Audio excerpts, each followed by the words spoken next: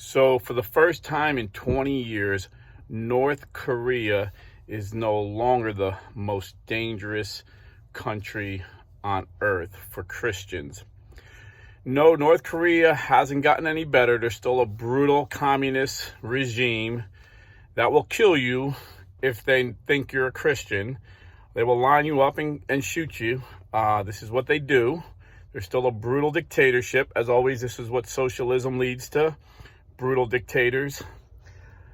No, North Korea didn't get better, but Joe Biden became president and allowed Afghanistan to become the number one most dangerous place in the world. You see, after Joe Biden pulled our troops out,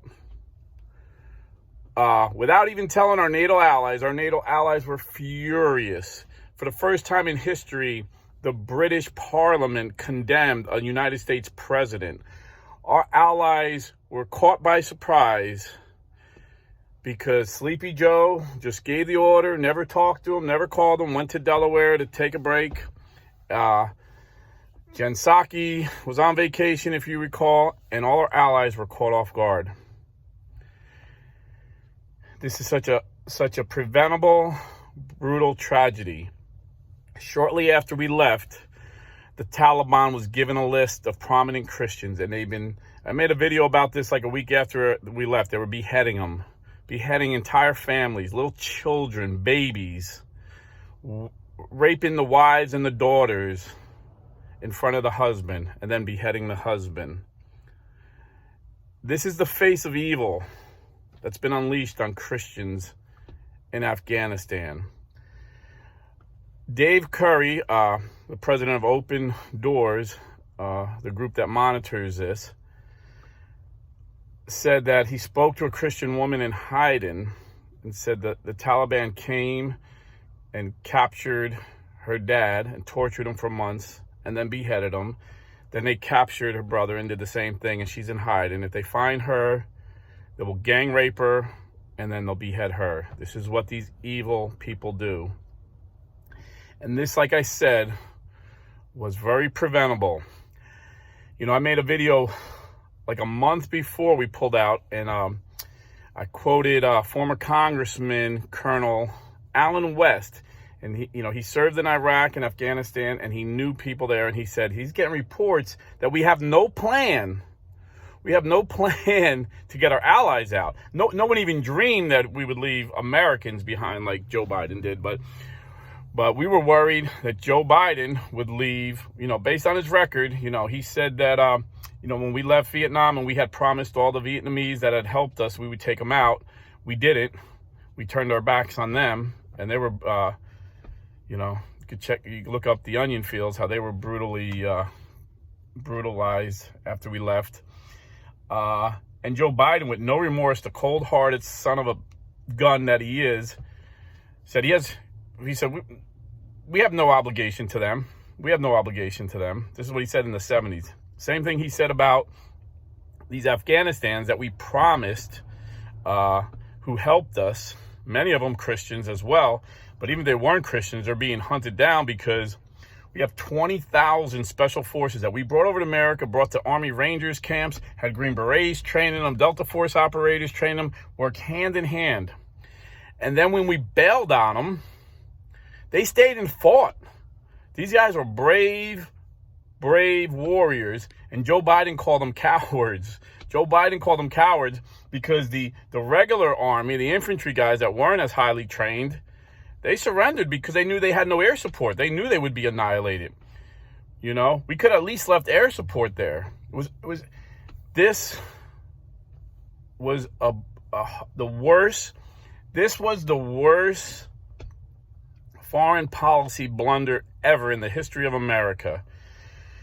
There's a song called Blood on My Hands. I'm going to put it in the comments. Click on it. It's a secular song, but the songwriter and singer supports our veterans, and he's trying to help out. He's donating a ton of money to get these special forces Afghan guys out that we promised we would take out with us.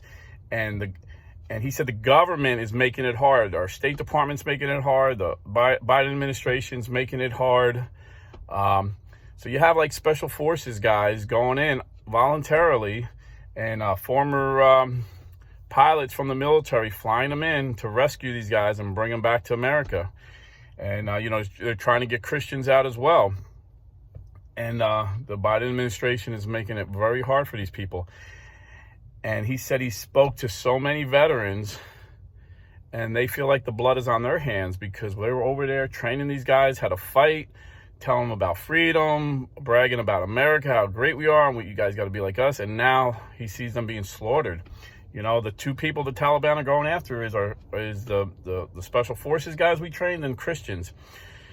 But Christians have no choice. They're being slaughtered no matter what. The special forces guys, they're giving them a chance to fight for them. So imagine we have highly trained guys, trained better than any other military, these special forces guys that we trained, and then we left $80 billion worth of the best equipment in the world. The Russian military, from what I understand, only spends $50 billion a year on their military. So we gave them a larger military arsenal than the Russians spend every year.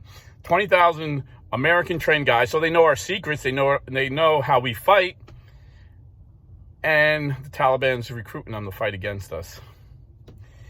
And when Biden had those planes go out and you see these people falling into their deaths, a little kid got run over by a tire because they're all trying to get out onto the plane.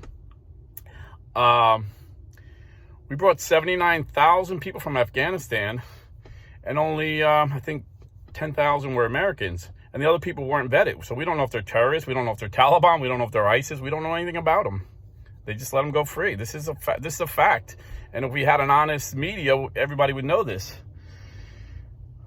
And Joe Biden said he lied, of course. Everybody knows that big lie.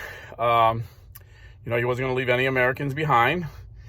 And since then, these special forces guys have rescued nearly 1,000 Americans. And he's claiming, then they changed their story and said they left a couple hundred behind. Well, if we've already saved 1,000, he left at least 1,000, and they're saying there's hundreds more Americans. And getting back to the Christians, they're in hiding. We can't even get to them. They're running for their lives. They're being slaughtered. They're being hunted like animals and brutally slaughtered. And so this guy who wrote the song "Blood on My Hands," he said our veterans feel like the blood is on their hands. And if any of you veterans from Iraq or Afghanistan are watching, the blood is not on your hands. You did a noble thing going over there and helping these people be free. The blood is on Joe Biden's hands. And the blood is on anybody who voted for Joe Biden's hands. Because we knew Joe Biden didn't care about life. We knew that he agreed with the Democrat Party that there should be abortion through the 9th month. We knew he was going to make us pay for abortions overseas. That was one of his first executive orders, rescinding protections of the unborn that Donald Trump put back into place, that Obama had rescinded. The Mexico City policy. And if you didn't know Joe Biden was a liar, and if you didn't know Joe Biden didn't care about life, then you shouldn't vote, because you're not paying attention. His whole career has been built on lies and the bodies of dead unborn children. He had to drop out of his first presidential bid because he got caught lying, saying he finished law school at the top of his class. And when reporters still gave a crap about the truth, he finished like 780 out of 800 students. And he plagiarized word for word, gave an impassioned speech like he was talking about him and his family. And it was word for word a speech that an English politician had given years prior. So if we had an honest media, you would know this. But if you just pay attention, the Democrat Party does not care about any life. If they don't care about an unborn child life, how could they care about Christians? They don't care. And we need to pray for our Christian brothers and sisters. Because if they call on the name of the Lord, they're our brothers and sisters, whether they're Protestant, Orthodox, or Catholic. They're our brothers and our sisters. But in these ancient countries, they usually follow the ancient faith, the Catholic Church. The ancient church that's been around since Jesus established the ancient church, the Holy Catholic Church.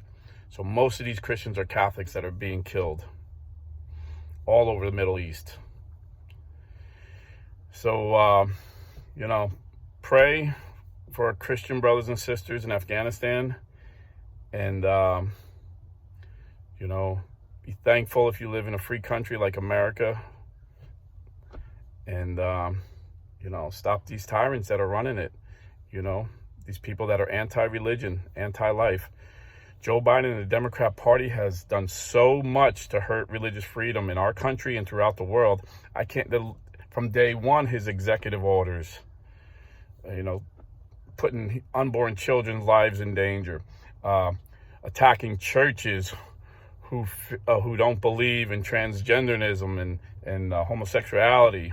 From day one, he's been the most anti-religious freedom president. From day one, Joe Biden's been the most anti-life president. And you say, oh, well, he's a Catholic. You know what? Like I said before, you may have heard this. Going to church doesn't make you a Christian any more than going to McDonald's makes you a hamburger.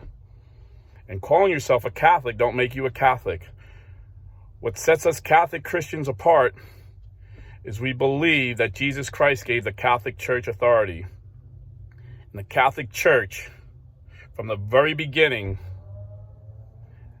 up until today and until Jesus comes back, says abortion is the gravest of mortal sins. And if you support it in any way, you are guilty. The blood is on your hands. God bless and stay Catholic.